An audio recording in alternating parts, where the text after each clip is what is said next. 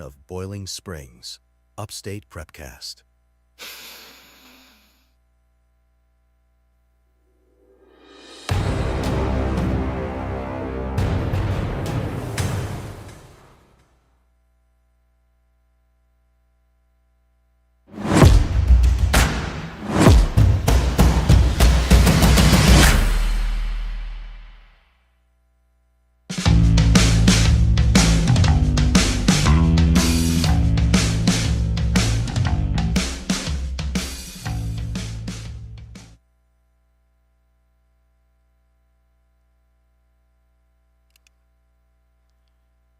It is homecoming week here at Bowling Springs High School as Bulldogs get ready to take on the Eastside Eagles coming in Friday night, coming off a game against Gaffney Indians. Todd Waddell, Coach Real, Ken Walter. We are missing our cohort tonight. Tom Dixon had a death in the family. He's not going to be with us tonight, but Tom, we miss you guys. Praying for your family, and hope everything goes well for you. And we'll see you back Friday night. So we'll get into the coach's show. Coach, coming off a difficult game at Gaffney. You saw flashes. What what did you have to say about the Gaffney game? Well, first of all, just thinking about Tom and Miss Robin right now. They're two really good friends of ours and close to my wife as well. So just thinking about them, praying for them, it's always tough, man. Whether you know and expect it in the coming days or if it's just unexpected, it's always tough. So just thinking about them, jumping to Friday night, just a lot of missed opportunities, and we just didn't execute very well. From a lot of different areas, we had some opportunities during the game to kind of even the game up or possibly even take the energy, take the momentum, and just didn't get it done. And I told the kids, I said it starts with me. We're not going to look past that. We're going to blame the people that need to be blamed, and we're going to find the source of what we're not doing great. We're going to attack it this week and get better, and we're going to get into a situation where we can win a game against a really good, improved East Side football team. Yeah, we Friday night. I guess it was like you said, some missed opportunities. I thought the defense played well most of the game. Gave us a chance there a few times. Again, the opportunistic defense that we've talked about in the past. Yeah, I mean, if you're looking at full scale, 100%, we probably played really well, 80 to 85%, and then there's that 15% where we either miss a tackle, where a big play happens, or we have a bust in our secondary where we should be playing cover three, and our guy jumps the curl and they hit the wheel route. So it's not, like I said, if you're looking at 100 plays, it's not 100 plays or 75 or 80 plays. It's a small number of plays, but when you play people that we play, they don't miss, and when they get an opportunity to make a big play, or if we have a mistake and guys are open, they're going to find it. Yeah. And we got to, those are the things that we've just got to limit. And, it's not, I told our kids, it's not a lack of effort. It's not a lack of want to. It's not a lack of any of those things, as you're grading things out. It's just we've got to be really good with our assignments, and we got to carry them out, and we got to do them every single play. Offensively, defensively, special teams, the whole gamut. It's all got to be put together really, really well, and you got to carry out, the plan. And we just didn't do that to a high enough degree on Friday night to win that game. Yeah, we talked pregame. We were talking, and not that Gaffney was the end all be all and everything, but we knew we had to play a clean game. Yeah. And you don't ever want to come out here and bash officials and everything. I don't feel like that was the best officiated game, but a lot of penalties and a lot of turnovers for us. I think really got to us. There was some things, structurally I was not a big fan of. There were some clock issues early where and people may not know this, but different situations dictate a 40-second clock or a 25-second clock. And if there's a penalty and an ensuing play, it's a 25-second clock. If it's a change of possession, it's a 25-second clock. If it's just regular game operating procedures, it's a 40-second clock. And there were some things that weren't matching up with what it should be. And I was, trying to get that fixed. The clock wasn't starting when they had a possession, but then it was starting perfectly when we had the football. So there was just some stuff, that not necessarily that they're in control of as an officiating crew, but they have to address. And I think they did that after we, made notion of it. And, penalties are penalties. They're going to happen. We teach our guys we got to be better. Certainly there was 2 or 3 that really hurt us with some big plays that we had that could have given us some scoring opportunities, some big first downs. But that's the game, man. I tell our kids we got to be more disciplined. We got to be better. We just got to be better across the board, and we're not ever going to blame those guys, for us not being good enough to win football games. So, just like every game, man, there's going to be 4 or 5 you really don't like, you don't agree with, but that's just part of it. We'll get to our players in just a second. But one play, maybe you can elaborate on this. I've been around high school football a lot and been following, sports a long time. I've never seen a do-over. Where they blew the ball dead went off on supposedly. I mean, it helped us. Because it was a turnover. But so the official inadvertently blew the whistle. The ball should have been still live, and obviously probably going to be recovered by them. So I was thinking they were going to put it at the spot where he blew it dead, and they just completely went back to the line of scrimmage and replayed the whole down. So caught me off a little surprised as well, but that's like you said, it was beneficial for us in the moment.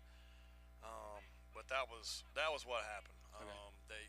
They blew it he blew it dead, thinking that we had possession of it, and obviously it was still rolling around a little bit. So that's what happened. That's what they went with, and that was kind of what happened on that play. Yeah, that's what we were thinking. Put it where they blew it dead is what we were doing. They started all over, and again, it benefited us, so I won't complain too much. So we're gonna move over to our players of the week real quick, so they can get there, talk to them for a few minutes, and we'll let them get on the way. They've been a long day at school. We'll put the camera on you guys and give you talk. If you'll take that microphone right there, try to keep it up close to you. Tell everybody who you are, and we'll go from there. Hang on. Make sure it's turned up, or the switch is flipped up. Just at one time. Yeah, I'm not getting anything. We got it. I had it earlier. Yeah, we were on it earlier. I don't know what's going on. All right, try now. Here we go. Might have to turn the mute button off. There you go. Sorry about that. Go ahead, Tamaje. I'm Tamaje Brown. I'm Emery Logan. Tamaje, we'll start with you. Tamaje is our defensive player of the week this week. Big game against Gaffney. Tell us your insights from the game and how you saw the game going out and from your perspective. I feel like the game, we could have did better on defense.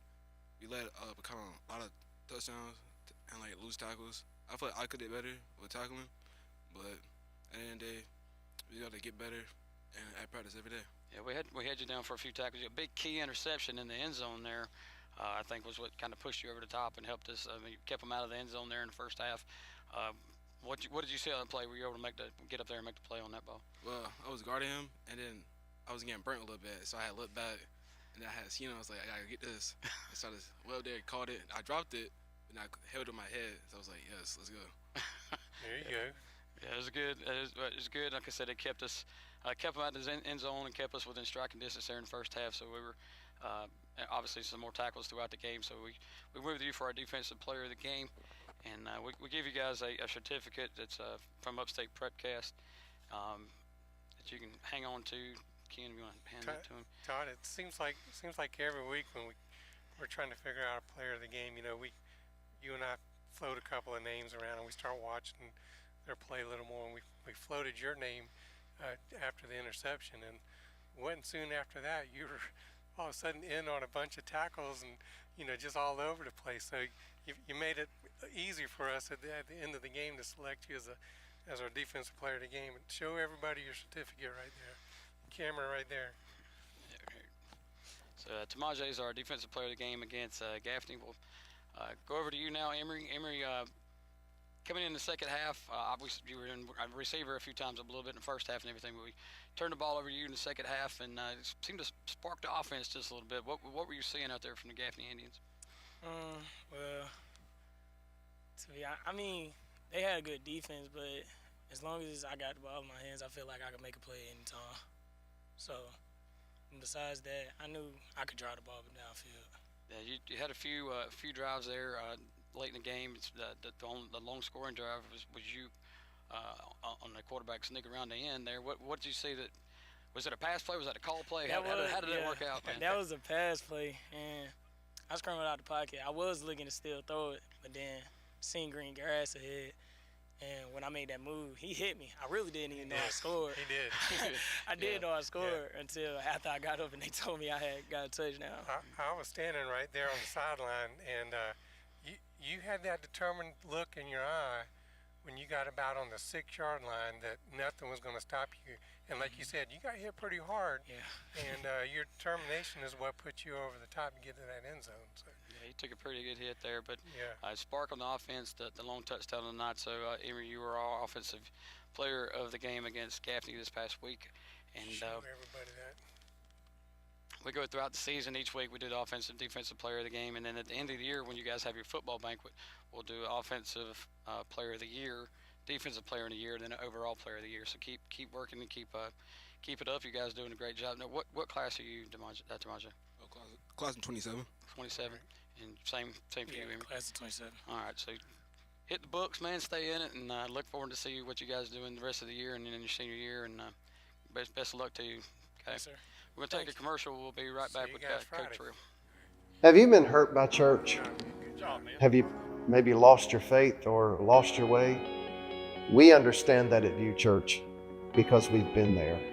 If you're looking for an authentic place to worship with authentic people that understand brokenness, we would love for you to come and be our guest sometime. We have 2 services at 8:30 and 11, and we're located at 5555 Paris Bridge Road in Bowling Springs. Come, find hope again.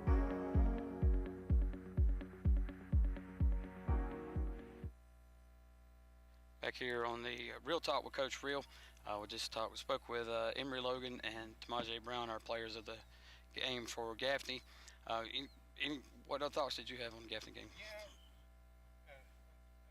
Yeah, I got you Here we reading go. now. There we go. So I'm normally the producer, and Tom's sitting here, so I'm trying to do a little bit of everything. No, really. Puppet Tom, you got master to get back, over man. Coach, sitting here doing your Coach Real show all season, believe it or not, I've learned a couple of things about football that I didn't know. And Don't tell anybody that. I'll never believe it. You know, and some of our listeners, I'm sure, have.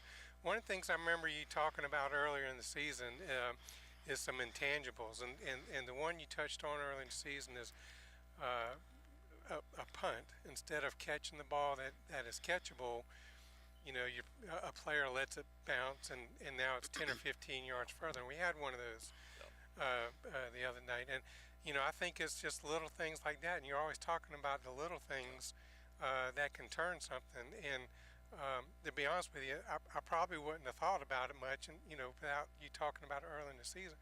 But that was 10 or 15 yards right there. You know, a field position that we could have. Well, we call it the hidden yards, and when we can go back, and hopefully we're winning that battle. You know, when we go back and look, hopefully it's Bowling Springs plus 80 and Gaffney minus 20, and that obviously it didn't happen Friday night, but just little things like that. I don't think people realize sometimes. One, just the mentality of when you start a drive, if you're at your own 35 or 40, you're kind of loose. You're free. Any play you want to dial up, you can dial it up. If you're on your own 5, everything's a little bit different. It's just the play caller has to change his mentality a little bit. You have to guard against a turnover more so in that situation, and then also, trying to. I think at that situation it was almost right before the half, and we're trying not to give them the ball back again in plus field territory. So, at a certain point, and this is what I told Coach Turk. I said, you got, you be aggressive right here and call what you want to call, even on our 7-yard line right there, because I felt like we had to make something happen, and we couldn't play. We couldn't play fearful, waiting for something bad to happen. Right. But no, just catching those things. The ball that they muffed and we recovered. One. Really good effort by our long snapper getting down the field and being in position to make that play. But we talked to our returners about catching the ball high, and I don't know. I'm a big baseball guy too, and if you're playing the outfield, we always taught our guys, and I was always taught, the ball gets below your eye level. There's a point where your eyes lose, the football. And in that moment, when their punt returner was catching it, the ball was at his waist. So there was that moment where it went from eye level, eyes off of it, to catching it again, and that's the muff. So.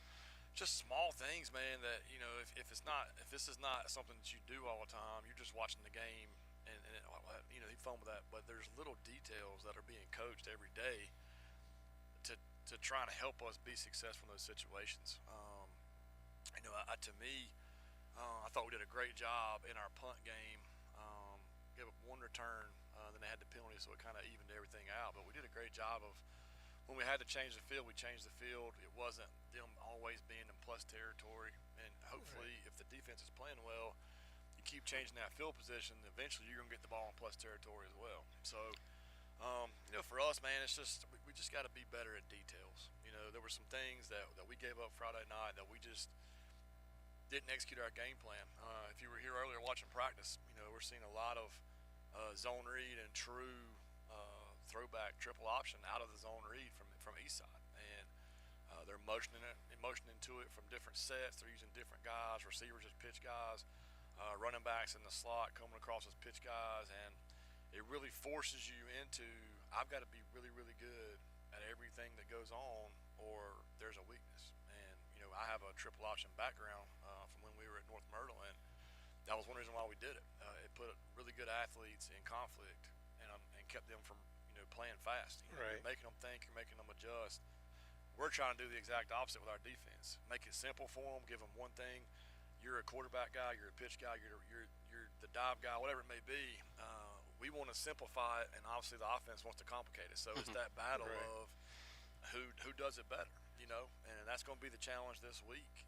Is being really good in the small details to not give up big plays. So before we jump on Eastside, a couple of positives I took out as well. I'm always looking for some positives. Right? We did block a kick. We seem to have a knack for that this year. That's always a positive. And I was during a couple of commercials, I was talking up to Tom and Todd about the play of Jake Henderson, number 51. Yep. I kept hearing a noise standing on the sideline, and I was like, "What's that noise?" And they were trying to bull rush him, and he was putting some pads on some people. Yep. And that really stood out to me that here's this tough game, and he's just gritting it out as hard as he can. I thought our O-line played really, really hard Friday night. There was not glaring. We weren't having just turning guys loose. We did none of that. I thought we played pretty solid up front. I did not think that was an issue as far as us not being able to put more points on the board. I told them, the whole game, dude, just keep doing what you're doing, keep playing physical, keep getting after it, keep giving us a chance. I thought those guys did a great job. I mean, traditionally, Gaffney's a big pressure team. They typically have, just being honest, 2 or 3 Shrine Bowl kids every year that could possibly be there, and then obviously other All-Star game kids. And, I thought our guys did a great job of being sound, of stepping up, answering the bell, and really, being physical. And I look forward to seeing that again this week. Yeah, So I think 100%. But going back to the block kicks, I think it goes back to typically you're really good at the things you spend time on and coach really hard. And I think we've brought that mentality. And I've always told our kids, look, we want our best kids on special teams. A lot of people will try to find ways to get guys on the field that maybe aren't starters. And if they're good enough to do it, I'm all for it. But I think if you look at the college game, and if you look at some of the success we've had here with the special team stuff we've done, it's been our starters doing it. Right. So we believe in that, and I think our guys have done a great job of buying into if you can steal a point here, it may pay off in the third quarter, fourth quarter. And it's a momentum changer. You go out and block a field goal, they don't score after I think it was like a 10 or 11 play drive. Right. That's a big energy changer for us, and should give you a little bit of incentive to go out and be really productive when you go back out on the field. Yeah, well, definitely pass it on that we're noticing the little things on the radio. Yeah, the block. You've had several blocks on the year. A return game. DJ Leak was the player of the week the other week with his return yards. I mean, that helped him get the player of the week and everything. So you could see the special teams playing such a big role in what we're doing in these games and stuff. So we'll turn it over to Eastside. We don't travel. We're actually back on the road finally for it seems like we've been spent the entire season on the road here. Homecoming. 5 seasons now, 5 weeks now. We've only had one home game, but homecoming Friday night. Got Eastside coming in. What are we looking for from Eastside? They're much improved, man. Yes. I think they may be the most improved team from last year I've seen. Their coach does a great job. He's a great guy to start with, but he also has done a great job with his group. They've grown tremendously, even from the summer when we saw them. Obviously we didn't see their linemen, but just seeing their skill kids at 7-on-7 and some of that stuff. Looking at them now as a full team, they got a lot of guys that really love football, and they're tough, they're gritty, they're physical. They want to run the football. They're going to run the football. That's their whole mentality. You can tell that they thrive off of being physical, being nasty up front, and controlling the line of scrimmage. And to this point, they've done a pretty good job of it against everybody that they've played. I think Spartanburg kind of just went toe to toe with them, and then got a couple turnovers, and that was the difference in the game. They forced them into some long passing situations, and they made a couple interceptions, and that was really kind of the difference in the game overall. Anytime you see a team run the football successfully like they did last week against Spartanburg, and Spartanburg's always one of the best defenses we see. They do a great job of coaching those guys and scheming those guys up. So when I saw that and saw the film and saw their physicality, I knew this is not the same group we saw last year, and we're going to have our hands full, being able to shut that down and force them into passing downs and get them out of their comfort zone, make them do something they don't really want to do, as far as what we've seen on film. Yeah, we keep up with the region scores on Friday nights, and for the most part, they had Spartan High on the ropes there in the fourth quarter, and Spartan High had to come from behind. And from some of the tape I saw, some video I saw, that the Tankersley kid is just he's a beast mode. I think he's on both sides of the ball. Yeah, I mean I think he had over 200 yards, if I'm not mistaken, against Spartan High rushing. So I mean, yeah, he starts. He's their best running back. Then he also plays inside linebacker. And runs really, really well. Physical guy. Like I said, man, he just loves football. You can tell guys that by how they play, you can tell whether they love this sport or not. And he's a great player. We've been looking at some different stuff the last couple weeks on those guys. As you start getting closer, you start peaking a little bit. And not that you're taking your attention away from what you're doing, but you got to stay a little bit ahead of the game. So, sure. And obviously the games they've won, he's been a big part of that. They've won a lot of games early in the year by big margins. I talked the head coach at Blue Ridge, John Boggs, is the head coach of North South on the North team. So we've been in meetings together every single week for the last 6 weeks. And I talked to him last week after they played them, and he just talked about how they were more explosive, more physical.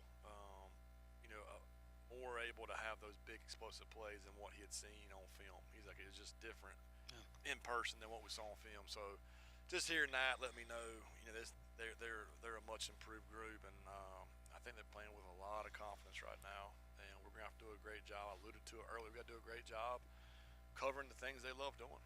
The whole point of this game is to take people out of their comfort zone and make them beat you doing stuff that they don't typically want to do. Yeah. And if that happens, they're probably just a better football team than you are.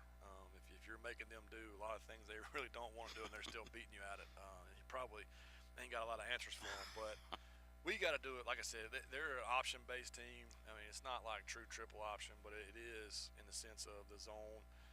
There's always a pitch guy. There's always a screen attached. There's something to get the ball either to the running back, the quarterback, or the receiver running back in the pitch phase. So it just puts you in conflict. So again, we've done a ton of things yesterday and today, a ton of things in class, just reiterating, hey, this is your job, this is your job, this is your job, and making our guys understand, like, you have got to do your job every single play, or they have explosive guys now that can, like you've seen on film, they can hurt you.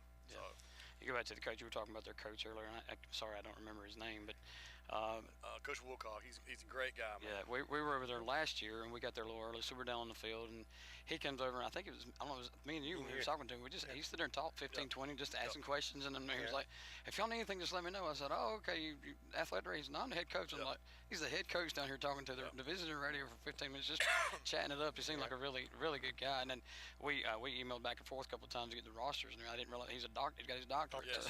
doctor coach. He's phenomenal, man. Can't say enough good things about him. Really good people.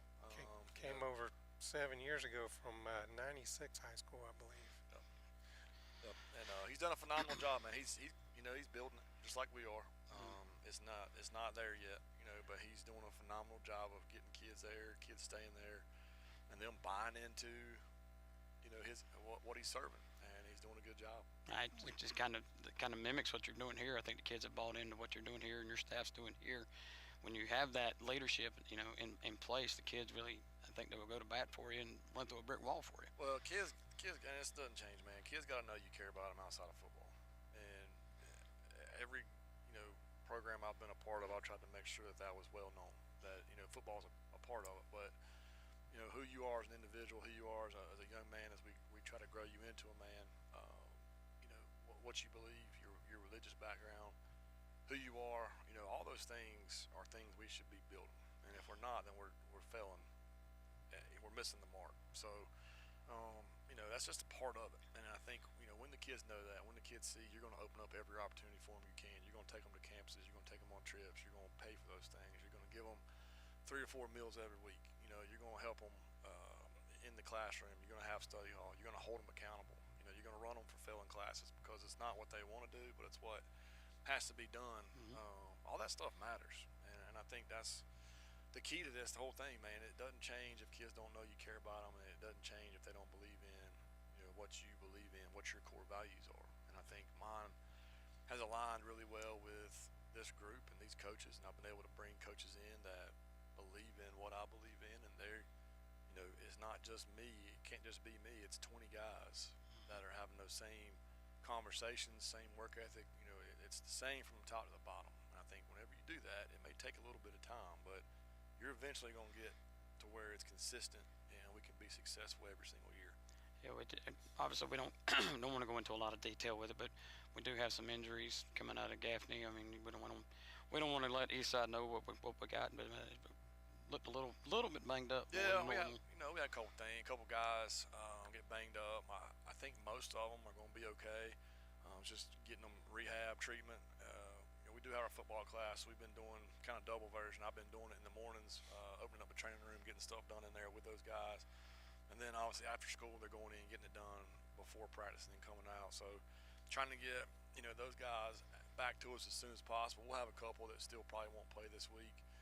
But I think for the most part, we'll have a good portion of our guys will be back and be okay. We mentioned earlier we got homecoming this week, and for you guys, it's just another. I say just another game, but you got all the fluff, you got all the pomp, and all. So you had the parade last night, I think, and you got the pep rallies, and you got the queens walking around in there. I mean, how do you keep you boys focused on football in a week like this? When I was in high school, our head coach used to tell us homecoming's for everybody but you. That's what he would say, and he meant it. And as a player, I'm like, man, whatever. I didn't understand it, but as you get into the coaching side of it, you're always paranoid about keeping your guys focused, and homecoming excluded. Just every week, because there's so much as a high school student that you can get into, get involved with, to take your eyes away from the focus of the football part of it. And we ask a lot of our guys. It's not a small task that we ask them. So, but it's also that part of, man, you really want your guys to enjoy high school. You don't want to be that tyrant that you can't enjoy this, because then you're taking away from their experience. So it's just us doing a good job as coaches of keeping their attention, telling them, hey man, it's okay to be a high school kid. It's okay to go to they had their dance on Saturday. Hey, go and be a part of that. Go do that. Go be a part of the parade. Wear your jersey. Be on the court. All those things. But understand, and people might not like this, but if there wasn't a football game, there probably wouldn't be a homecoming. That's exactly so. Right. Keep the main thing, and be able to enjoy those extra parts. You enjoy the spirit days, enjoy dressing up, enjoy it with your teammates. But just got to keep the main thing. Have a great football class time. Have a great practice session. Do your film, all that kind of stuff. And then if you're organized and you do all that, then you still have time to enjoy the parades, the dances, the prep, all that kind of stuff. But from my end, you do have an extra level of just paranoia this week. Are we going to be as focused as we need to be? And especially for us, we're 2-2 right now. It's a really big week for us. Yes, it is. Yeah. In the region, thinking about playoffs, we got to win. This week's a big week for us, and you just want to make sure your guys, all their attention's in the right place, so that you can come out on Friday and you can execute and win a football game. Coach, we talked about learning some things from you during the year and everything. We've got some good feedback on the coaches show. Streaming everything on video, we're getting more viewers, both during the game. Every time we're away, my phone goes off about 10 times during the game. Where can I find the game? Because they forget where to find the game. But I've got some comments about the coaches show, as well, and just want to thank you on the listeners' behalf for making this available, making your time available. We know you've had a long day, coming into work early this morning, and here you are, still grinding it out. So yeah, my mother-in-law's got the kids right now, so she's probably like, "Hey, Hurry up, wrap it up, wrap this thing up." But no, in all sincerity, it's crazy for me to think that like people would actually get on here and listen to me talk. But what this show allows me to do is talk about our kids, and essentially that is my whole job, is to find ways to promote our kids, whether it's with our recruiting stuff, whether it's with the recruiting program we've bought that gets our guys information out to everything, whether it's somebody logging on here and hearing our kid's name, hearing their son's name, hearing their nephew's name, their neighbor's name. Like, it's all about our kids. I tell our kids all the time, like, what y'all don't realize, and they really don't, like, this team is yours. I'm lucky enough that they've employed me to be the head coach. Our staff's lucky enough that they've allowed them to come and be a part. But without those kids, there is no football team. They make bad play calls, good play calls. They make, good play calls, bad play calls sometimes. And I told our kids, I said, man, there's so many times I made a call and mid-play, man, that's probably not the best call I made. But then your kid goes and makes a big play, or they make it right, Make it look good. Yeah, 100%. And, it's all about them, man. It's all about them having a great experience here, them being here for 4 years, enjoying every minute they're here, working hard, creating, just a mental toughness about them that life will never break them. No matter the situation, no matter what happens, no matter it's college, whether it's the military, whether it's work, whatever, they're going to be able to do those things, and it's all about them. So for me, being able to be on this show, it's a little extra time, but man, getting to see those guys be players of the week, getting to talk about our team, whether it's good or bad, I love my job. I love these kids. I get to come to work and play every single day. That's why I tell my wife, so she gets mad, because I tell her all the time, I get to come be a kid every day. It's fun, man. It's tough. Last week was tough. I was listening to Dabo talk after their game, and I'm not a big Clemson guy, but I felt a lot of what he was saying, man. You put so much into it. You put so much into these kids, so much into these games. You spend so much time not with your family, and when it don't work out, it's tough, man. And you feel it, and the kids feel it, and then it's trying to get that out of them on Monday so you can go and try to win again, and I think that's the challenge of this whole thing is, can I be better this week? Can I lead this group to a win, and can we get things back to where we need to be at and in the region, and then obviously get ready for another big week the next week. We appreciate everybody that does tune in to watch the Coach Real show, and hopefully you guys will pack it out. We've got homecoming this Friday night. Hopefully you'll pack it out, but if you can't be here, you can always watch the game live streamed on YouTube. The airtime will be 7 o'clock, our pregame show, and then kickoff at 7:30 this Friday night as the Bulldogs take on the Eastside Eagles here at Bulldog Stadium for homecoming. Any last thoughts, anything you guys want to add before we sign off? No, we just gotta nail down a couple of things. I agree with Coach Real.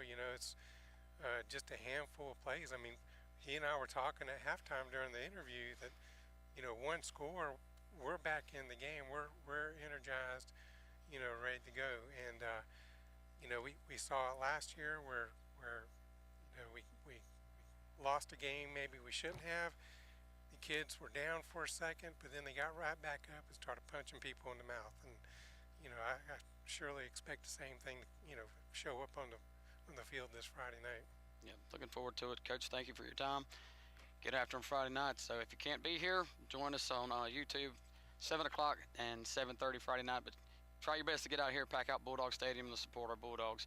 Thanks for everybody, and we'll see you guys Friday night.